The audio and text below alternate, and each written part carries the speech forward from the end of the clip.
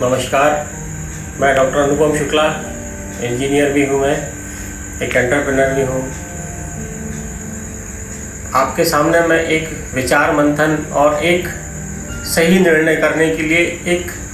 जो समसामयिक परिस्थितियाँ चल रही हैं, जो करंट सिनेरियो चल रहा है और जो कंडीशंस चल रही हैं, उन कंडीशंस को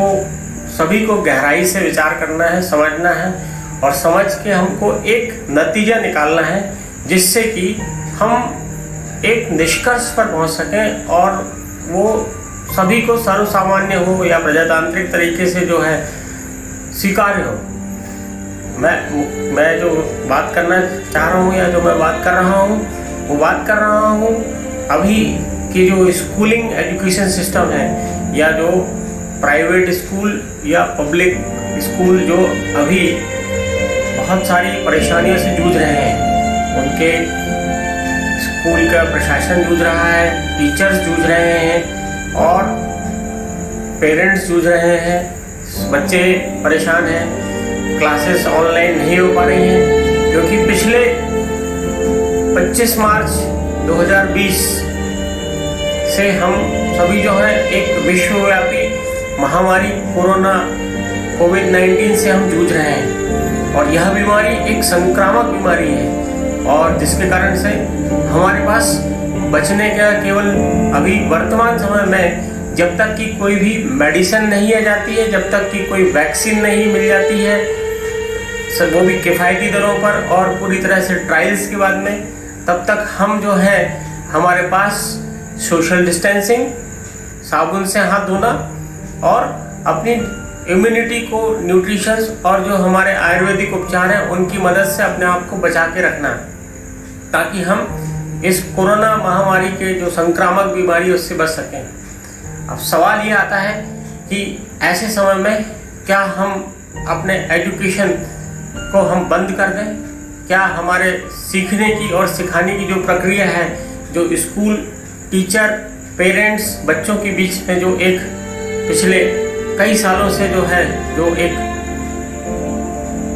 प्रक्रिया चल रही है, क्या हम उस प्रक्रिया को रोक दें? नहीं, उसको रोक पाना संभव है। ऐसे बहुत सारे समय आए हैं, हादसे हुए हैं, जैसे भोपाल गैस ट्रेजेडी का भी हादसा हुआ था और उस समय जो है स्टूडेंट्स को जो है जनरल प्रमोशन दिया गया था। अब मेरी जो है सभी प्रशासन से या अपने राज्य सरकारों से या केंद्र सरकारों से या न्यायालय से, इन सभी से विचार करें कि भाई इन परिस्थितियों में हम जो है किस दिशा में जाएं। क्या हम जो है अपने एकेडमिक ईयर को हम बदल दें, उसको हम दिसंबर 2020 से लेकर दिसंबर 2021 का कर दें, या दूसरा ये है कि अभी चूँकि जैसे अभी से जो है स्कूल जो है वो कुछ दिनों पहले, 2 महीने पहले से जो है अपना ऑनलाइन क्लासेस शुरू किए, चाहे वो प्राइमरी स्कूल हो या हायर सेकेंडरी स्कूल हो। अभी रिसेंटली 10th के भी रिजल्ट आए हैं, 12th के भी रिजल्ट आए हैं। तो सभी के लिए जो है ये बड़ी ही विचित्र और एक नई तरह की परिस्थितियाँ हैं।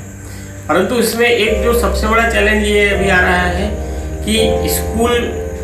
को भी अपना रन करना है शो, पेरेंट्स को भी जो है अपनी लाइवलीहुड और अपने बच्चों को पढ़ाना है। लेकिन प्रॉब्लम क्या है कि मार्च हो गया, अप्रैल हो गया, मई हो गया, जून हो गया, जुलाई हो गया, ऐसा करके 5 महीने जो हैं से हम जो है लॉकडाउन थे। इस महामारी के कारण से सारी आर्थिक गतिविधियां जो है हमारी ठप हो गई हैं, रुक गई हैं। धीरे धीरे जो है अब जो है लाइफ सामान्य हो रही है, लेकिन जो फ्रंट लाइन वर्कर्स हैं, जो डायरेक्टली पब्लिक डीलिंग में है, जैसे डॉक्टर्स, नर्सेस, हेल्थ वर्कर, सारे जितने भी पुलिस प्रशासन के लोग, एडमिनिस्ट्रेशन के लोग, या जो एसेंशियल सर्विसेज के लोग, या जो किराना या जो एसेंशियल फूड डिलीवरी वाले लोग हैं, केवल उनको ही जो है अभी ये अब जो है वो भी कोरोना से अफेक्ट होने लगे हैं, क्योंकि वो उनके जो कांटेक्ट पीरियड है, इंटेंसिटी वो बहुत ज़्यादा है। और ये सब परिस्थितियों के कारण से आज ये है कि आज आप देख रहे हैं कि बड़े बड़े मॉल बंद पड़े हुए हैं, पीवीआर बंद पड़े हुए हैं, टॉकीज बंद पड़ी हुई हैं, होटल इंडस्ट्री बंद पड़ी हुई है, ट्रांसपोर्ट में भी जो एसेंशियल जो ट्रांसपोर्ट है बस वही थोड़ा बहुत शुरू हो पाया है। ट्रेनें बंद पड़ी हुई हैं। इसके अलावा जो आप देखेंगे कि जो ट्रांसपोर्ट व्हीकल का सेक्टर है वो भी जो है शून्य पड़ा हुआ है। केवल जो है अभी कारें ली गई हैं, लोगों ने अपने घरों में 2 व्हीलर या 4 व्हीलर इसलिए लिए हैं क्योंकि अब जो है सोशल डिस्टेंसिंग मेंटेन करना है। तो जो लोग जो है ये ऑटोमोबाइल सेक्टर में थे या ऑटो वाले थे या प्राइवेट बसेस वाले थे, वो उनका कारोबार ठप पड़ा हुआ है। अभी आप देखेंगे कि जो स्ट्रीट वेंडर्स थे, जो स्ट्रीट पे बेचते थे, तो उनका भी कारोबार जो है बंद पड़ा हुआ था। तो ऐसी परिस्थिति में जो है, जब आप जो भी प्राइवेट सेक्टर में काम कर रहे हैं, जो डायरेक्टली इनडायरेक्टली या तो जॉब कर रहे हैं या ऐसे सर्विसेज दे रहे हैं या ऐसे कॉन्ट्रैक्टर्स हैं, तो ये सारे सेक्टर्स के लोग कहीं ना कहीं जो है आर्थिक रूप से जो है बहुत परेशानी में है, कष्ट में है, तकलीफ में है। और ये मंदी का समय है। धीरे धीरे सभी लोग प्रयास कर रहे हैं कि नॉर्मल हो, लेकिन स्थिति जो है वो गंभीर होते जा रही है। अभी जो चीज़ें जो चल रही हैं सिर्फ लोगों की सेविंग्स के आधार पर ही चल रही हैं, और आगे आने वाले समय में और कष्टदायक चीज़ें हैं। देश को नियंत्रित करने वाला bank reserve bank of India, उसने जो है सारा मॉरिटोरियम पीरियड दिया है। वो खुद उसने निर्णय लिया कि लोगों के पास में इनकम ही नहीं हो रही है, तो वो लोन या जो फिक्स्ड ऑब्लिगेशंस हैं उनको वो कैसे वो रिपेमेंट करेंगे। तो इसके लिए उन्होंने पहले मार्च, अप्रैल, मई का फर्स्ट मॉरिटोरियम दिया, फिर अभी जो है जून, जुलाई, अगस्त तक का दिया हुआ है। अब कम से कम स्थिति ये है कि जब देश का बड़ा bank RBI, reserve bank of India, लोगों की, चाहे वह छोटे बिजनेस क्लास हो, MSME हो या बड़ी इंडस्ट्री हो, सभी की स्थितियों से वाकिफ होते हुए, क्योंकि आपको स्टाफ की सैलरी देना है, आपको अपने ओवरहेड्स पूरे करना है, बैंक का रिपेमेंट करना है, तो उन्होंने जो है समझते हुए मॉरिटोरियम पीरियड दिया हुआ है। जैसे मान लीजिए आपका लोन मान लीजिए 20 साल का था, आपने 10 साल पेमेंट कर दिए, तो 10 साल बचा है। तो मॉरिटोरियम में उन्होंने कहा है कि अब आपका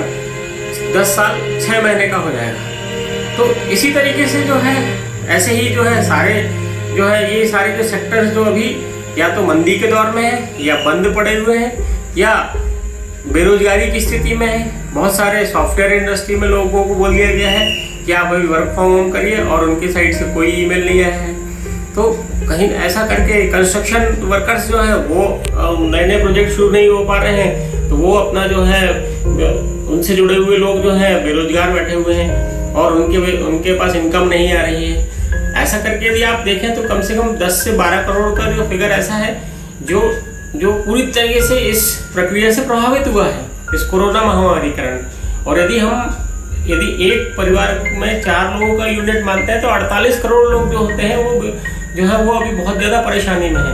जो लाइवलीहुड के लिए संघर्ष कर रहे हैं। हमारे यहाँ केंद्र सरकार ने, राज्य सरकार ने इसीलिए जो है 80 करोड़ लोगों को जो है फ्री अनाज देने की बात कही है, इन स्थितियों को समझते हुए। तो हमारे जब बैंक हमारे आर्थिक स्थितियों को समझ रहा है, केंद्र सरकार हमारी आर्थिक स्थितियों को समझ रही है, राज्य सरकारें हमारी आर्थिक स्थिति को समझ रही है, तो मेरा सारे जो स्कूल प्रशासन है, जो स्कूल के एडमिनिस्ट्रेशन है, उनसे भी मेरी गुजारिश है कि भाई पेरेंट्स भी जो है अभी उनको लाइवलीहुड भी चलाना है और अपने बच्चों को पढ़ाना भी है। सोशल डिस्टेंसिंग और इस महामारी के कारण वो अपने ही घर के फ़ोन इस्तेमाल कर रहे हैं, अपने ही घर का लैपटॉप यूज़ कर रहे हैं, अपने ही घर का नेट यूज़ कर रहे हैं, और कोई भी उनके जो स्कूल के रिसोर्सेज हैं वो सारे ऑनलाइन यूज हो रहे हैं। जो उन्होंने स्टाफ लगा के रखा हुआ है, टीचर लगा के रखे हुए हैं, वो सारे टीचर्स भी जो हैं वो या तो घर से पढ़ रहे हैं, अपने मोबाइल से, अपने लैपटॉप से, अपने इंटरनेट से पढ़ा रहे हैं। तो स्कूल के जो ओवरहेड्स जो बीते हुए 10 सालों में उपयोग होते थे वो अभी नहीं हो रहे हैं। अभी केवल आप ये देखिए जो क्या यूज़ हो रहा है, एक नॉमिनल, मान लीजिए आपके यहाँ 100 लोगों का स्टाफ है तो 10 या 15 लोग जो है जो अकाउंटिंग के लोग हैं, या आपके नॉर्मल जो नॉन टीचिंग में जो लोग हैं जो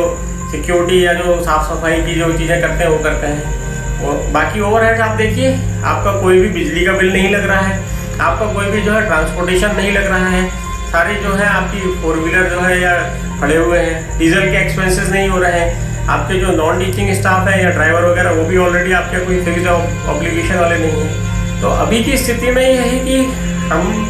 हमारी गुजारिश है कि जो है इन स्थितियों को जब हमारा RBI समझ रहा है, केंद्र सरकार हमारी स्थितियों को, आर्थिक स्थितियों को समझ रही है, राज्य सरकारें स्थितियों को समझ रही हैं, तो आप भी हमारी आर्थिक स्थितियों को समझें कि अगर हमने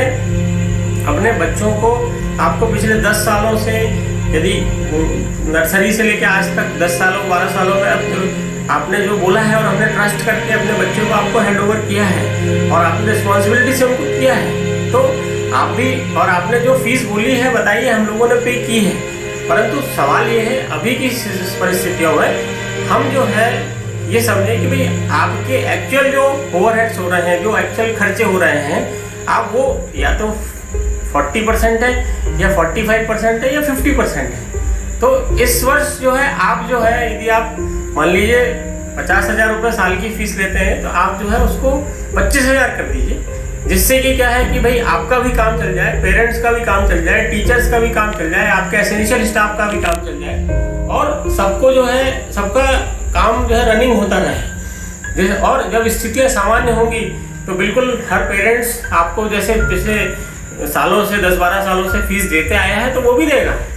और स्थितियों को जो है आप आर्थिक स्थितियों का सही आकलन करें, सभी परिस्थितियों को समझें। और हम और आप एक परिवार हैं, ना आप हमसे छूट सकते हैं ना हम आपसे छूट सकते हैं। परंतु अगर यदि आप अपने बिल्डिंग फंड के लिए या एक्सपांशन के लिए या आपके जो दूसरे अदर ओवरहेड्स रहे, तो मेरा निवेदन है कि कृपया आप इन सब बातों को अभी दरकिनार कर दें। अभी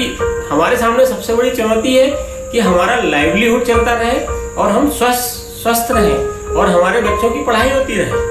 तो मेरा आपसे सबसे विनम्र निवेदन है कि आप कृपया इस बारे में गहराई से सोचें, विचार करें और विचार करके आप जो है वही चीज़ हम लोगों से के सामने रखें कि हम लोग देने की स्थिति में हों और हम लोग फिर जो है अपने आप को जो है आपके ऊपर हमेशा ट्रस्ट किया है, तो इस समय भी हम अपने जो है जो खर्चे अन्य क्षेत्रों में हम कर रहे हैं परिवार को चलाने के लिए या ऑनलाइन एजुकेशन में या स्वस्थ रहने के लिए, तो वैसे ही शिक्षा के क्षेत्र में भी हम जो बच्चों को बनाने के लिए जो मेहनत है या जो भी खर्चे हैं हम करेंगे। तो मैं उम्मीद करता हूँ और मुझे आशा ही नहीं अभी तो संपूर्ण विश्वास है कि मेरे इस अपील पर या इस बात को लेके जो है सारे स्कूल के संचालक, प्रशासन, पब्लिक स्कूलों के या जो दूसरे अदर किसी न किसी तरीके से जो है स्वयं संचालित करते आए हैं, वो उनके संचालक इस विषय में गंभीरतापूर्वक विचार करके हमें ऐसा बीच का रास्ता दें कि आपका भी काम चले, पेरेंट्स का भी काम चले, बच्चों की भी पढ़ाई होते रहे। वैसे ही अभी सभी लोग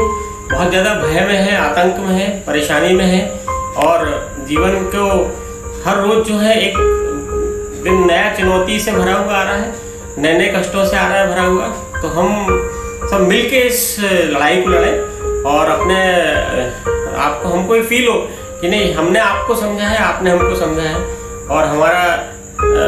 बच्चों का आपका हमारा जो एक बॉन्डिंग बनी हुई है, जो एक हमारा रिलेशनशिप है, वो स्ट्रॉन्गेस्ट रूप में और उभर के आए हैं कि जब व्यक्ति जीवन में वही याद रखा जाता है जो कष्ट के समय, तकलीफ के समय जिसने साथ दिया। तो हम आप लोग का साथ देने के लिए तैयार खड़े हुए हैं। ऐसे ही जो है आप भी हमारा साथ दीजिए, सोचिए, विचारिए और हमें कुछ मध्यम मार्ग निकालिए। धन्यवाद।